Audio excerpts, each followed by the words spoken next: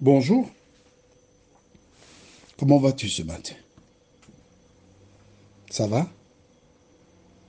Tu as bien digéré le cours d'hier?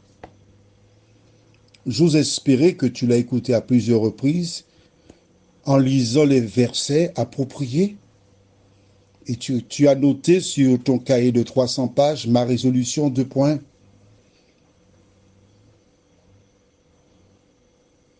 Marie ne fut plus vierge après son accouchement.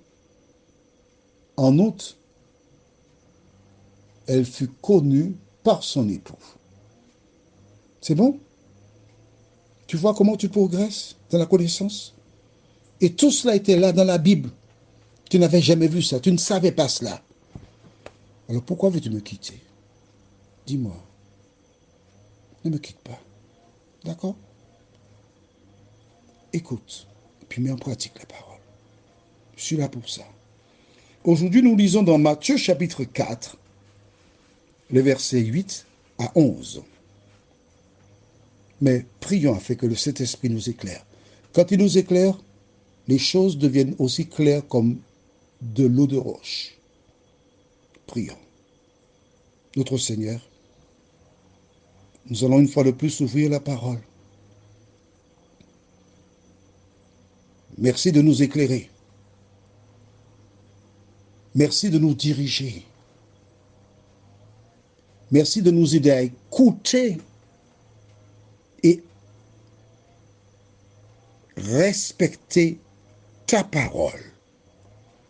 Nous t'en prions au nom de Jésus et pour ta gloire éternelle. Amen. Jésus naquit. On va faire un grand saut. Et à l'âge de 30 ans, il alla vers Jean-Baptiste qui baptisait dans le Jourdain. Jean-Baptiste était dans le Jourdain, les gens venaient vers lui et il les baptisait. Je rappelle que baptême veut dire plonger, immerger. Qu'est-ce que ça veut dire concrètement quand quelqu'un accepte Jésus pour sauveur personnel? Elle menait une vie de débauche, cette personne. Ou bien même, elle menait une vie tranquille, mais n'obéissait pas à la parole de Dieu. Quand elle a vu, entendu, lu, compris, enfin, comme toi, quoi. Oui, comme toi qui m'écoutes. Elle a vu qu'elle était sur une mauvaise voie. Elle décide d'accepter Jésus. Lorsqu'elle accepte le Sauveur, elle se fait baptiser. Attends, c'est très important la suite. Écoute bien. Elle entre dans l'eau. Le menteur, le voleur, le violeur, tout ce que tu veux, repentant, qui a demandé pardon, qui a fini avec cela, elle est plongée dans l'eau. Elle est à l'intérieur de l'eau. Et l'eau, la mer, le baptistère, le lieu où elle est baptisée, devient une tombe liquide. Elle est enterrée. Elle est morte. Et quand elle sort de l'eau, c'est une nouvelle créature. C'est-à-dire, note la référence, Galates 2, verset 20. Galates 2, verset 20. C'est pourquoi je te dis, il faut avoir un cahier de 300 pages, prendre les notes. Hein. C'est bon? Déclare, car j'ai été crucifié avec Christ, et si je vis, ce n'est plus moi qui vis, mais c'est Christ qui vit en moi. Donc, le Jean-Claude qui entre dans l'eau, il est mort. Quand il est plongé, il est enterré. Quand il est relevé de l'eau, c'est Jésus qui habite dans le Jean-Claude qui a été enterré. Et à partir de ce moment, ce n'est plus Jean-Claude qui vit, mais c'est Jésus qui vit dans Jean-Claude. C'est Jésus qui parle. C'est Jésus qui agit. Waouh, ça sonne bien, hein? Mais l'évangile, ce n'est pas de la magie. Parce que la Bible déclare, le juste tombe 7 fois, mais il se relève. Ça veut dire quoi? Que lorsque tu sors de l'eau, tu es bébé, tu commences à marcher, tu tombes, mais tu te relèves. Normal. Le jour où tu vois un bébé naître, et une fois qu'il est sorti de sa mère, on l'a baigné, habillé, et tu le vois descendre, marcher pour dire, bon maman, allons sortir d'ici, je t'assure que la clinique, l'hôpital se vide en un instant parce que les gens ont peur. Ça ne se fait pas comme ça. Et beaucoup de personnes sont aveuglées par le diable qui leur dit, mais non, non, non, tu n'es pas encore prêt pour ça, il faut être prêt, il faut faire ceci, il faut que tu sois prêt pour aller à Jésus. C'est pas vrai, c'est pas vrai. Mentir, c'est comme ça qu'on dit, la personne ment. Non. Quand tu acceptes Jésus, ça prend du temps pour que tu marches. C'est comme le nouveau chauffeur.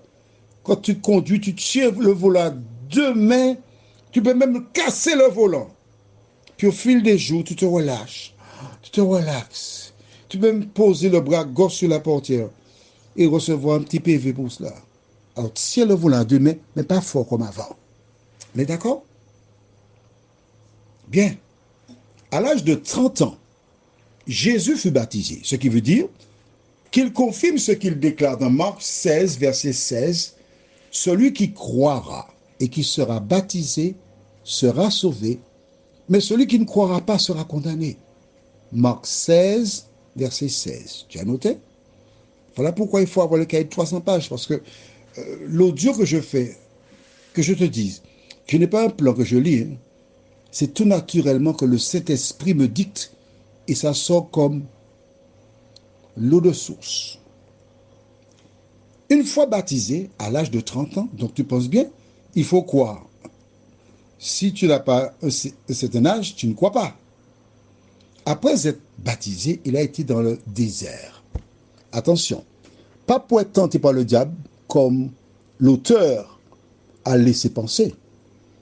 Tout simplement parce que lorsque Moïse était dans le désert, lui aussi est monté 40 jours, 40 nuits sur la montagne à la rencontre de Dieu afin de recevoir les directives. Le diable savait quand Jésus partit aussi dans le désert et il attendait.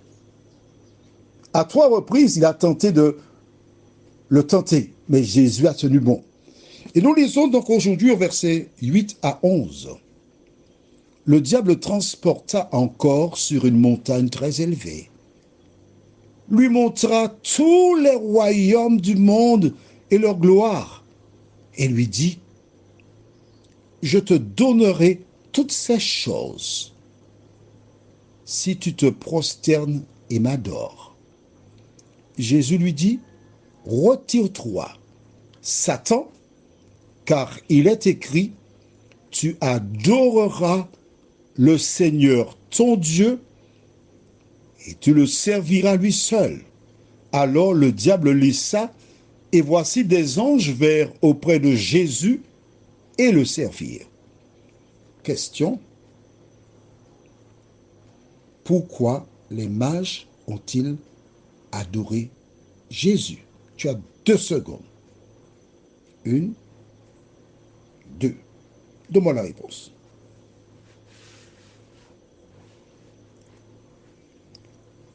Tu as la réponse? Bon. Nous savons que ce n'est pas Jésus qui a dit « Prosternez-vous pour m'adorer ». Il venait de naître, impossible.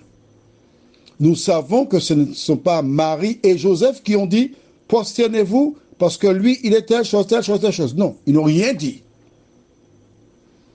Au contraire, quand ils virent ces personnes faire cela, c'était un encouragement pour eux, à savoir que ce que l'ange nous a dit, c'est la vérité. Pourquoi l'ont-ils fait? Parce que le Seigneur leur a dicté de le faire. Ils ont obéi. Et toi, est-ce que tu obéis à la parole? Jésus dit que tu dois adorer seulement qui? L'Éternel. Tu ne dois pas te prosterner devant personne d'autre que l'Éternel. Et si quelqu'un se présente à toi et tu te prosternes devant elle, tu obéis à Satan. La question de savoir pourquoi il lui a dit « Je te donne tout cela si tu te prosternes et m'adores ». La réponse est simple. Quand Ève et Adam péchèrent, ils transmirent la gérance de la terre à Satan. Mais oui, c'était eux qui devaient s'occuper de la terre. Mais quand ils ont péché, ils ont abdiqué. Jésus est venu pour racheter la race humaine et récupérer. Satan lui dit simplement, écoute, au lieu d'aller souffrir tout ça là, si tu te prosternes et m'adores, j'abdique, je laisse tout ça pour toi. Parce que c'est moi le gérant. Un contrat intéressant. Hein? Tu ne vas pas être crucifié, on ne va pas te lapider, on ne va pas te battre, on ne va pas t'injurier, on ne va pas te fouetter. Tout ce que tu as fait, prosterne-toi et viens m'adorer. Le diable a toujours cherché l'adoration. S'il y a une personne, réfléchis bien à ce que je te dis là maintenant, devant laquelle tu te prosternes, en fait, tu te prosternes devant le diable. S'il te plaît, tu as un cerveau. Tu comprends ce que nous lisons. Je ne dis pas que mais que nous, toi et moi, nous lisons. Ne fais pas comme ces personnes qui sont attachées à leur femme. La femme a fait un enfant avec quelqu'un d'autre. Ah, je l'aime. Un deuxième enfant. Ah, mais je l'aime. Un troisième enfant. Tu es un Antillais, tu as un petit Chinois qui est là. Je l'aime. Un quatrième enfant. Ah non, à un moment, il faut arrêter. À un moment, il faut arrêter. Devant les vérités qui s'accumulent, comment peux-tu rester fidèle au mensonge? S'il te plaît, je t'en prie, prions. Seigneur, tu sais par tous les moyens de te révéler à tes enfants. Nous venons de découvrir que c'est seulement Dieu qui doit recevoir notre adoration.